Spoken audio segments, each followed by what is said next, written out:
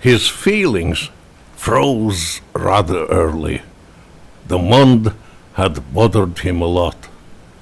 The beauties soon became rarely the theme of his accustomed thought. He was fed up with all betrayals.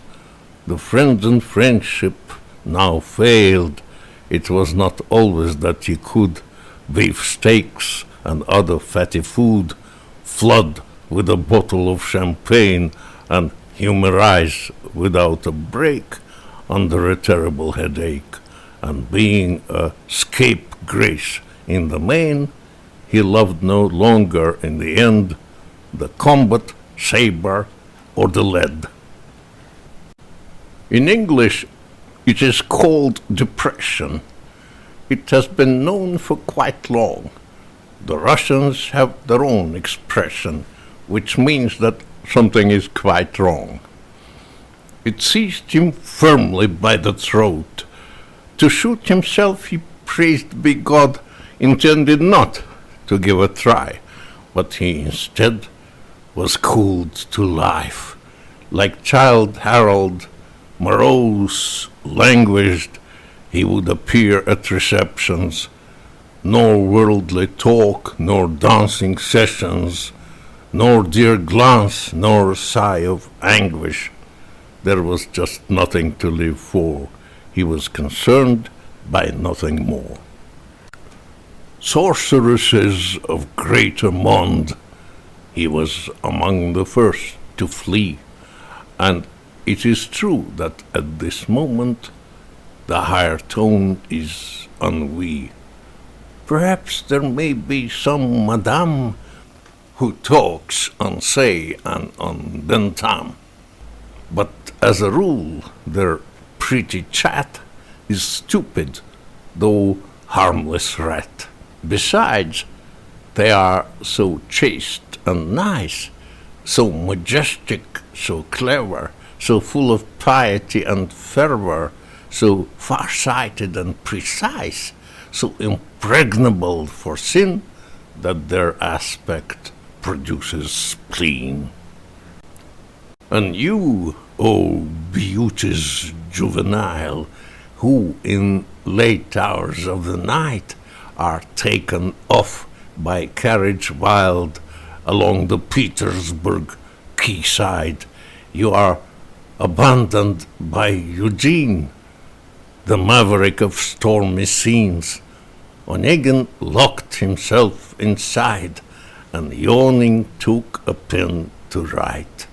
He started writing, but fatigue to him was nauseous.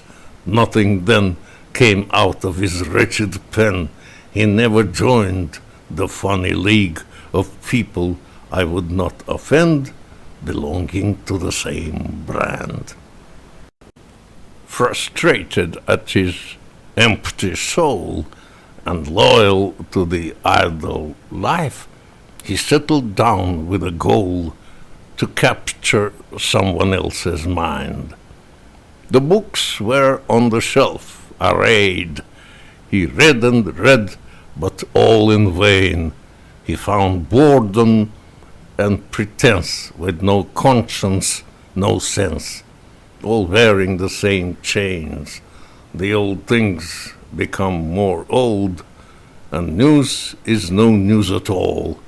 He dumped the volumes like females, and dusty dynasty of books were piled up in shady nooks.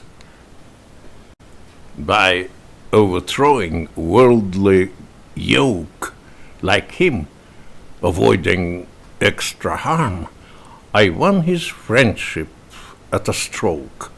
I had a liking to his charm, to dreams, definitive compliance, a most unaccustomed bias, a pointed and chilly brain. I was embittered, he was grave. We both knew the game of passion. To both of us, the life was bad. In both, the heat of heart was dead, and both were ambushed by aggression of blind fate and human race in the small hours of our days. Who lived and taught, he is enabled to feel contempt to human race. Who has some feelings is concerned by ghosts of forfeited days. He finds no more predilection bitten by snakes of recollection or by the tortures of remorse. All that may give a charming course to any type of conversation. Onegin's language got me busted. Then, by and by, I got accustomed to his adverse argumentation and to his jokes mixed with shams and to his gloomy epigrams.